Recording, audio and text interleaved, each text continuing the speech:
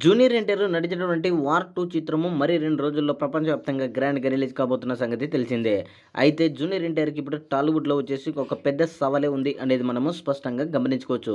ఎందుకంటే జూనియర్ ఎన్టీఆర్ గతంలో తీసినటువంటి టాలీవుడ్ మూవీస్‌లో దాదాపుగా ఇప్పటివరకు హైయెస్ట్ రేంజ్ గ్రాస్ కలెక్షన్‌లో ఉన్నటువంటి చిత్రం ఏదైనా ఉందంటే సోలోగా 172,00,00,000 గ్రాస్ కలెక్షన్‌లో ఉన్నాయి. ఎందుకంటే మొన్న నటించినటువంటి 'దేవర' చిత్రము గ్రాస్ పరంగా 172,00,00,000 వచ్చింది.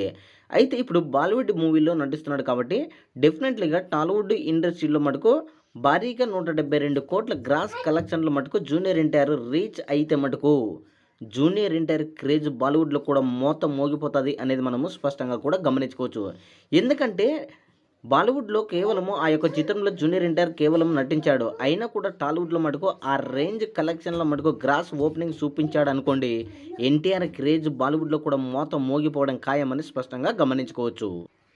కానీ జూనియర్ ఎన్టీఆర్ అభిమానులు మటుకు బాలీవుడ్ మూవీ అయినా, టాలీవుడ్ మూవీ అయినా ఎన్టీఆర్ ఉంటే మటుకు బాక్స్ ఆఫీస్ దగ్గర విలయ తాండవం సృష్టించడం ఖాయమని అంటున్నారు.